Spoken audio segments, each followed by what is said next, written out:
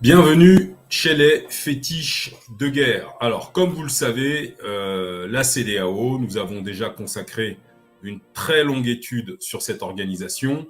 La CEDEAO n'est autre que l'Afrique occidentale française. Donc, je vous montre ici le plan. C'est la vignette que nous avions utilisée pour le live que nous avons consacré à cette organisation.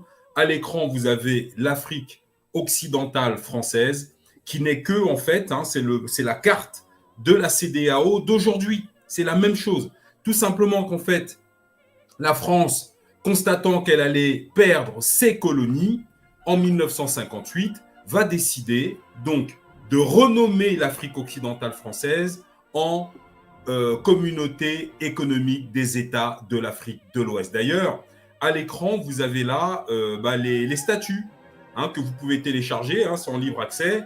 Comme on a l'habitude de dire chez les fétiches de guerre, nous nous intéressons qu'aux faits, que les faits et rien que les faits. Parce que les écrits enseignent toujours beaucoup plus que le blabla. Donc la CEDEAO, communauté économique des États de l'Afrique de l'Ouest, tiens, économique, pourtant, l'actualité récente, notamment vis-à-vis du Mali, nous montre que c'est une organisation politique, pas économique. Elle est d'abord politique. Ensuite, le traité est revisité en 1975 de mémoire, sachant que les premiers statuts ont été produits en 1958. Alors, traité révisé de la communauté économique des États d'Afrique de l'Ouest, le mot économique vient toujours, mais c'est la communauté politique, comme nous allons le constater, comme vous le constatez d'ailleurs tous les jours. C'est-à-dire que le Mali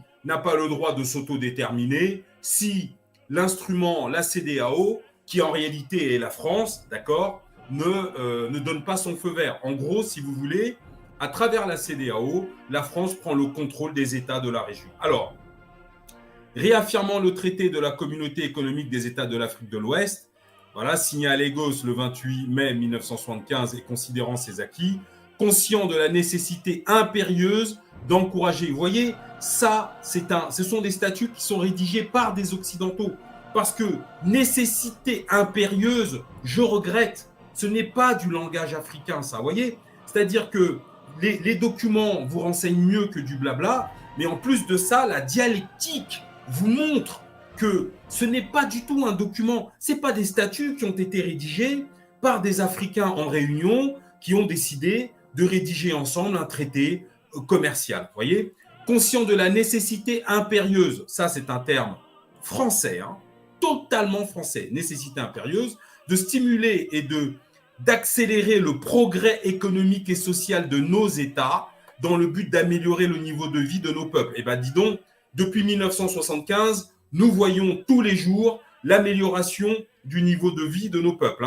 Convaincus que la promotion du développement économique harmonieux, promotion du développement économique, ça c'est un terme français, je regrette, d'accord? Alors bien sûr, certains viendront nous dire que oui, c'est normal que la langue française ait été utilisée parce que c'était d'anciennes colonies françaises. Oui, c'est vrai, mais en même temps c'est faux, tout simplement parce que quand les Africains s'expriment, ils s'expriment avec leur paradigme à eux.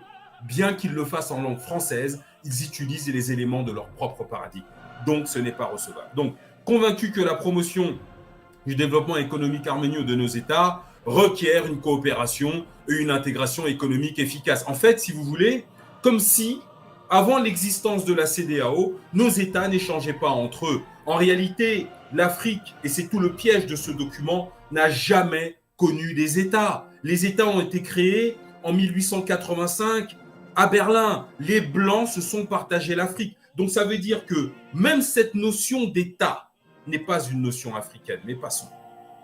Voilà. Ensuite, convaincu que la promotion du développement économique harmonieux de nos États requiert une coopération, une intégration économique efficace qui passe essentiellement par une politique résolue et concertée d'autosuffisance. Ah bon? Mais continuons.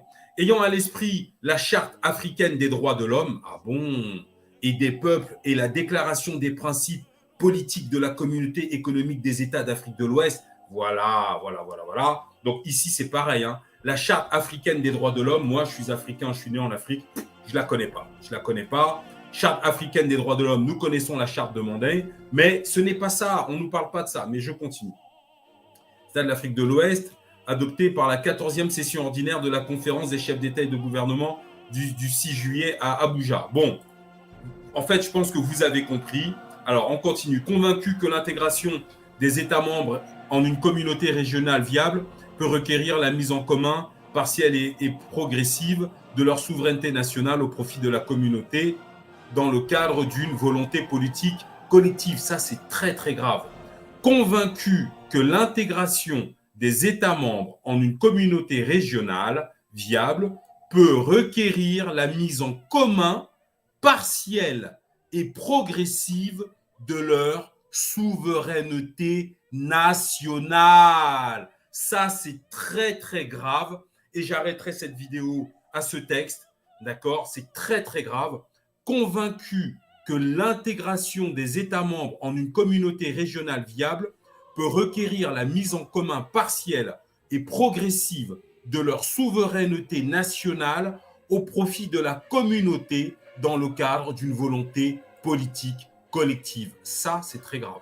Très, très grave. Ça veut dire quoi? Ça veut dire que la CEDEAO contraint les États membres à abandonner leur souveraineté nationale, c'est-à-dire à abandonner leur droit à l'autodétermination, d'accord? Donc c'est marqué ici de façon partielle, mais progressive, c'est-à-dire qu'en gros on vous dit, vous abandonnez 30% de votre souveraineté nationale, mais ça sera 33, 36, 39, 45, 54, elle sera progressive. En gros, à la fin, eh ben, c'est la CEDEAO qui prend les décisions pour les peuples.